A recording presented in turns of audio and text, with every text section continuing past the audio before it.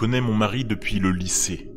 Nous sommes restés longtemps amis avant de commencer à sortir ensemble, ce qui a finalement conduit à notre mariage.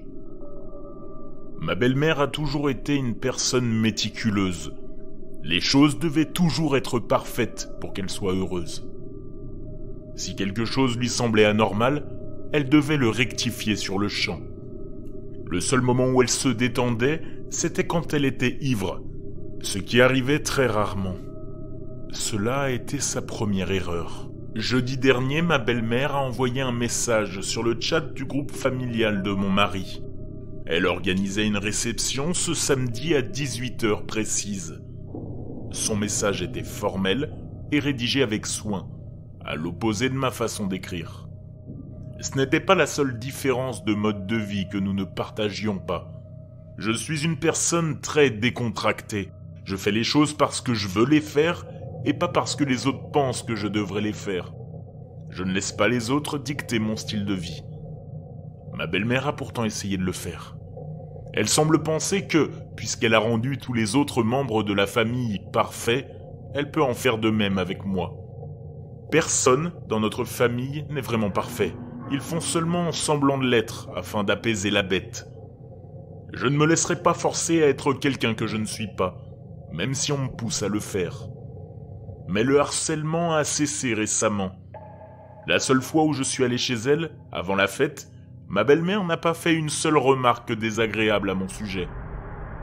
Nous avons même eu une conversation autour d'un thé. Je pensais que cela pourrait être un tournant dans notre relation. Ce n'était pas le cas. Je n'aurais jamais remarqué que quelque chose n'allait pas. Ma belle-mère a salué la famille de sa manière raide et sèche.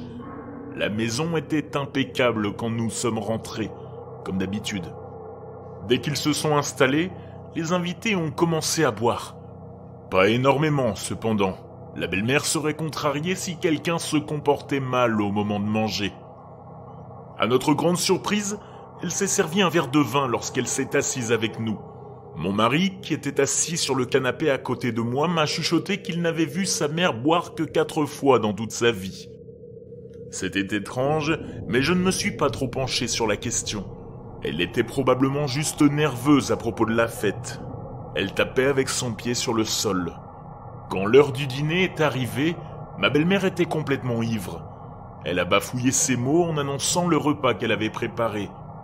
Dinde, saucisses, poivrons grillés, purée de pommes de terre et sauce maison.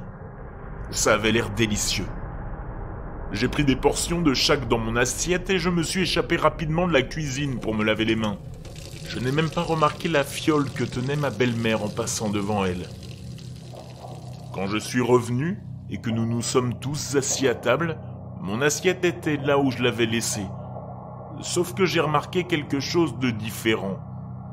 Je n'ai jamais mis de sauce sur mes pommes de terre, alors qu'il l'a fait. Peu importe, je vais juste prendre une nouvelle part et donner l'autre à quelqu'un d'autre. Je suis retourné dans la cuisine et j'ai été surprise de voir que toutes les pommes de terre avaient été prises. En y repensant, ma belle-mère n'avait pas fait cuire une énorme quantité de purée de pommes de terre à la base. Tant pis, je me contenterai d'échanger avec celui qui, dans la famille, aimait la sauce et avait une assiette similaire à la mienne en proportion. Tout le monde avait déjà commencé à manger quand je suis revenu. La seule personne qui n'était pas à table était, vous l'avez deviné, la mère de mon mari. Elle était occupée à essayer de calmer l'un de ses petits-enfants en pleurs, et elle échouait misérablement. Avec tant de choses à faire et l'alcool dans son organisme, elle n'a même pas remarqué que j'ai pris son assiette et l'ai remplacée par la mienne. Le dîner était super, mais à ce moment-là, je n'avais aucune idée que j'avais échappé de justesse à la mort. Ma belle-mère est restée silencieuse pendant que l'on se disait au revoir, évitant à moitié les câlins qu'elle recevait. Mon mari est le genre de personne qui met des années à dire au revoir. Alors je me suis assise sur le canapé et j'ai attendu qu'il ait fini. Je n'ai vraiment fait mes au revoir qu'aux personnes que je connaissais bien, les 2 cousins et la tante de mon mari. J'ai failli sursauter quand j'ai senti une main frôler mon épaule nue. C'était ma belle-mère, l'air paniqué. Elle m'a demandé si j'avais mis de la sauce sur ma purée de pommes de terre, et j'ai répondu franchement. Elle a écarquillé les yeux, et on aurait dit qu'elle était sur le point de pleurer.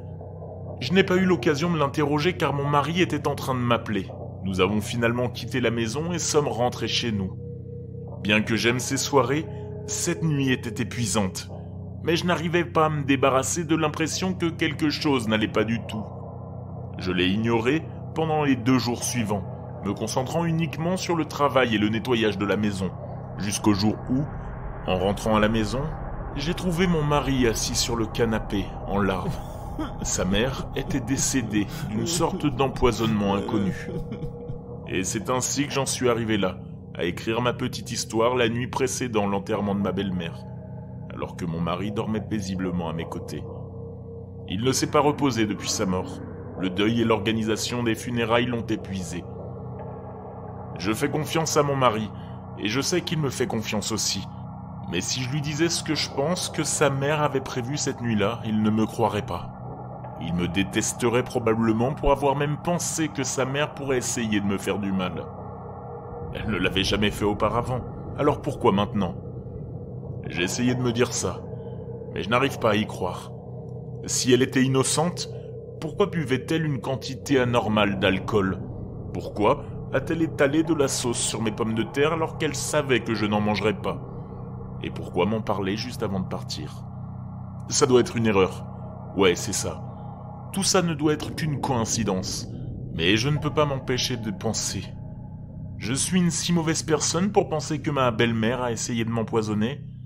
Ou est-ce elle, la terrible personne? Je ne sais même plus.